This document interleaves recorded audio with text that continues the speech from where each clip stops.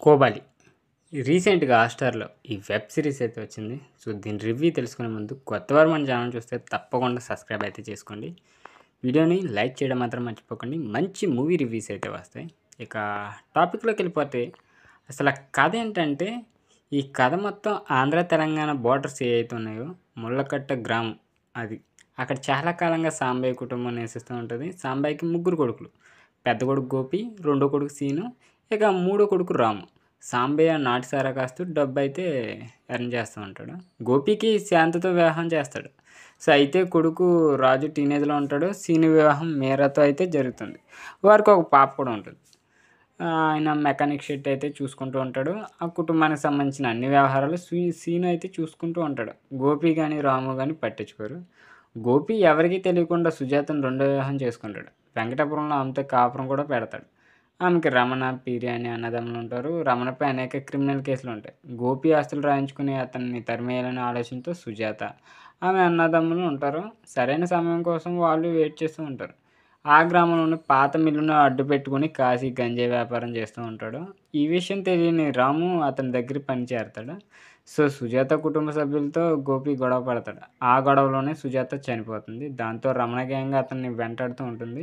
So, వాళ్ళ బారి నుంచి తప్పించుకునే ప్రయత్నంలో సీను గాయపడడానికి గోపి కారకుడవుతాడు. గాయాలతో సీను హాస్పిటల్ పాలవుతాడు. గంజాయి కేసు విషయంలో రాము జైలుకెళ్తాడు.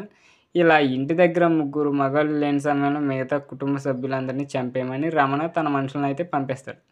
అప్పుడు ఏం జరుగుతుంది? రమణ మనుషుల నుంచి గోపి తప్పించుకుంటాడా? ఇక జైలు నుంచి రాము బయటపడతాడా? తన వారిని కాపాడుకోవడానికి సీను చేసే ప్రయత్నాలు ఫలిస్తాయా? అనే ఇంట్రెస్టింగ్ పాయింట్స్ అండ్ ట్విస్ట్‌తో అయితే ఈ స్టోరీ మొత్తం మనకి ముందుకెళ్తుంది. నేను చెప్పాలంటే ఇప్పుడు విలేజెస్ ఉంటాయి కదా! ఈ విలేజెస్ చుట్టూ అల్లుకున్న ఒక ఫ్యామిలీ రివెంజ్ స్టోరీ ఇది.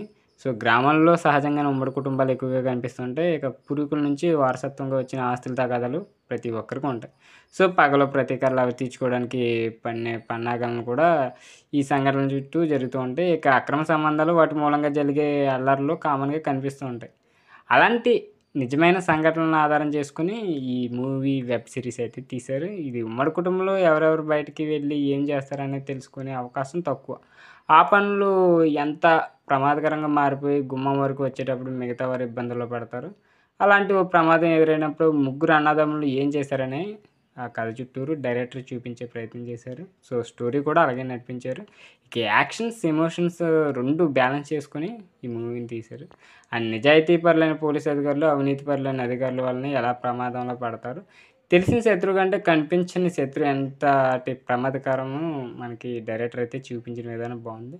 దీంట్లో హింస, రక్తపాతం సిరీస్ మొత్తం కనిపిస్తూనే ఉంటాయి. ఇక బూతులు సర్వసాధారణం అన్నట్టే వినిపిస్తూ ఉంటాయి.